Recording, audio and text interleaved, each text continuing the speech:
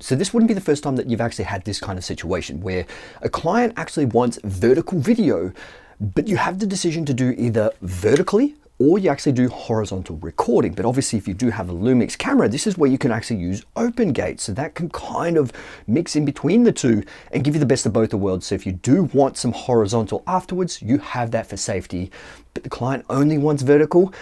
Why not just do vertical? This is what we need to talk about, because there's a few things when it comes to technicality in terms of if it's a 6K or 8K signal, if it's a 4K camera, like my normal FX6 setup, do I actually turn the FX6 on the side and be able to get just vertical, which is native 4K recording, or I do a 4K horizontal and do a 9:16 crop? Now, if you are a Sony user, Canon user, Nikon, we don't have the ability to do OpenGate like you can with the Lumix cameras. But in saying that, is OpenGate actually just overrated? We do have to talk about the nerdy specifications when it comes to the resolution, putting this onto a 9:16 timeline and what you're actually going to get out of it.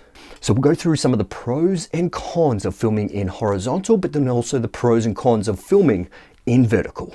So first of all, let's talk about filming in vertical. If the client wants 100% vertical, let's film in vertical. Why not? That's perfectly fine. Now, it really depends on what platform they're actually going to be putting this in and what kind of resolution they want in the actual edit. Do they want a 4K finished timeline, or do they want a 1080p? This makes a massive difference considering what you're going to be recording in your camera.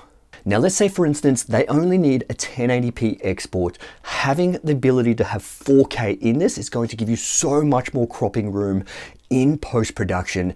And if you are in vertical, you actually have that frame already set. And if you just push a little bit further backwards, then you actually can crop in so much more. But then obviously the con with actually filming in just vertical is that if they want a horizontal output, then you're completely buggered. But we have stipulated from the start that the client wants 100% in vertical. They don't even need to touch horizontal. So what's the point of filming in horizontal anyway? So this is one of the major discussions that I had with people on Threads and my Instagram as well, because I did have a recent job with Ripple Sport that I had to film completely 110% in vertical. And I put my FX6 on the side in vertical because I wanted to optimize the space that I was using with and optimize the frame that I was working with as well. Now, I did actually specify in the last video that when you do film in vertical, you're framing perfectly for that frame. So the depth of field is going to be the depth of field you're going to be using in post-production. Whereas if you try and flip it to horizontal and you try and get that same frame, you're obviously not going to see too much of the head and the feet. You'll actually have to push further backwards, which means your depth of field is going to be not as shallow as it is before. So you don't have more control over the depth of field, but you do have that room to crop in as well and push the image side to side.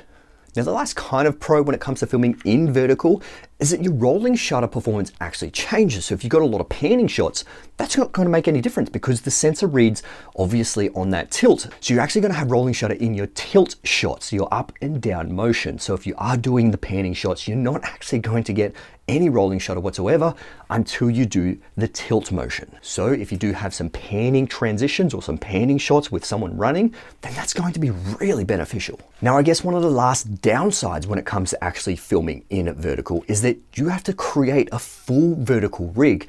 Obviously, all these cameras are suited to a horizontal format, so you actually have to utilize the camera in this direction.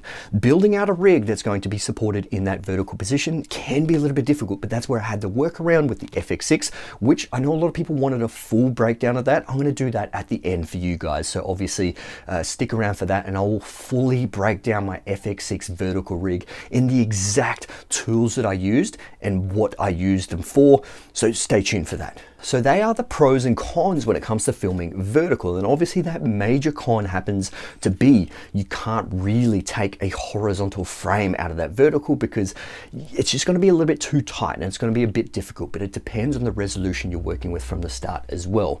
Now let's talk about filming in horizontal. Now, if you do just have, like, let's say a Sony camera, FX3, FX30, FX6, we do have only 4K to work with. Now, having a 9:16 portion within that 4K is going to be a little bit difficult. And now we're going to have to get a little bit nerdy and a little bit techie of what kind of resolution we're going to be working with, let's say with a 1080p export. So just for the sake of this portion, we're going to be working with a 4K sensor, which is just 16:9, which is what you would find in, let's say, the FX3. So it is a 3840 by 2160 pixels. Now, if you do want to use a 9:16 portion, which is the center from that, it ends up being about 2160 in the height, but then the width turns out to be 1215. So it's 1215 by 2160. So this makes it very difficult when you are filming in that horizontal resolution. Now this is where things get a little bit interesting if you actually have 8K or 6K, but let's start with 8K resolution. It's about 7680 by 4320 pixels. Now if you take the 9:16 crop in the middle, the height stays 4320 pixels, and then you have the width of 2430 pixels. So basically you have about 4.3K vertical resolution, which is plenty for reframing for vertical content, but you have filmed in 8K, which means you're going to have a larger file size in post, so you do have to take that into consideration. But the resolution in horizontal ends up being about the same as filming in vertical with a 4K sensor. And look, by now you're probably yelling at the screen like, Jason, just film in OpenGate. There's not going to be any issue. Well, it really depends. It really depends on the camera you're actually utilizing and obviously what kind of footage you're working with, because when you are filming in horizontal with OpenGate, you're not being as purposeful with your framing. You actually have to come further back if you want full body, which is going to give you so much on the left and right hand side that you actually have to chop off, and that's wasted footage. But the caveat there, if we are using OpenGate, let's say for instance 6K resolution.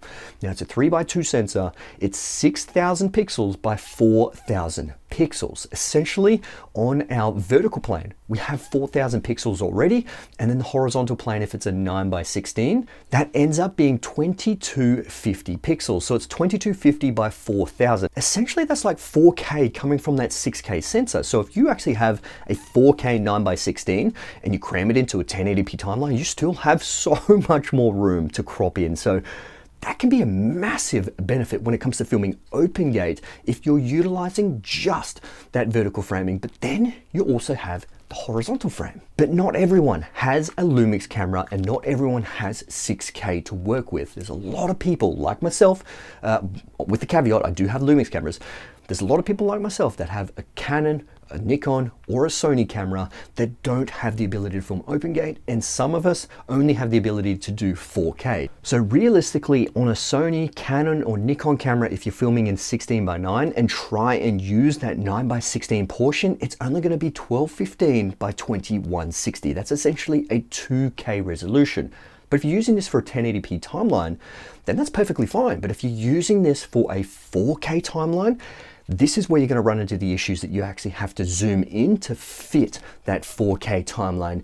And this is where the biggest benefit will come from filming in 6K OpenGate. But if you did have a Sony, Nikon, or Canon camera that can film 8K, this is where things can change and you're going to have more resolution to play with if you film in that horizontal plane. So there are those pros and cons with that. So realistically, right now, filming in OpenGate might actually be that problem solver for this issue. Now, I guess one of the small downsides or the caveats of having some OpenGate cameras, depending on which one you have, is it's a slower readout sensor. So if you are doing a lot of panning shots, this is where you may actually see some rolling shutter artifacts if you are doing some of those pans. So 6K OpenGate might not be an option. Like I said, the caveat here, it depends on what camera you use, but it then also depends on what you're filming. Does rolling shutter matter for you and your client? But this is where you need to sit down with the producer or the creative director and say, hey, this is the gear that we have. This is what we're going to do. Do you agree? These are the problems we're going to have. These are the pros we're going to have. So these are the discussions that you need to have directly with your client. And that's exactly what I did with my FX6. And he put the ball directly into my court and said, hey, you film whatever you're comfortable with. And I was like, look, I always film in horizontal. But then I ended up just filming in vertical so I could maximize the resolution, give me that ability to crop in on that 4K sensor and still have it nice tack sharp. Plus having my camera in that vertical orientation gives me the ability to frame up my shot 110% exactly how I wanted it. Or this is where it gives me the ability just to push back a little bit so I do have a little bit of cropping room as well. So I guess the main takeaway of this video is that sure, OpenGate isn't quite overrated. It is a very, very good feature to have, and I do wish a lot of cameras had that, but you're not completely stuck if you don't have OpenGate. You do have to take it into consideration that if you do film in horizontal and you do a 9:16 crop, you're not going to capitalize on obviously the 4K image. You end up getting about a 2K image out of that, so you do lose a little bit of resolution.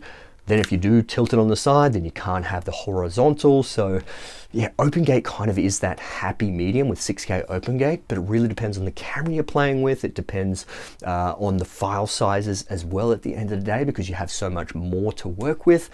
You know, I know some people actually utilize 8K resolution, just push a little bit further back, and they've got so much more room to play with. But it really depends on your personal workflow.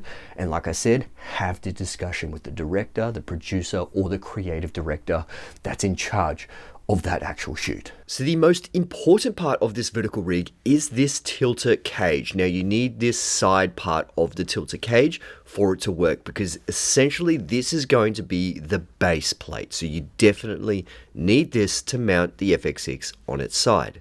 Then I have this newer double handle. Now the link will be in the description below for this. You definitely need this. So this will actually help support your top handle. So you can use pretty much any top handle on the top of this, and this is pretty much just going to support the monitor, but then also give you that top handle mount. Now the fourth important part of this is this magic arm. You definitely need this magic arm to support the bottom and the top, because you're only mounting it at the bottom, so you're actually going to get a little bit of a shake and wobble from the total rig.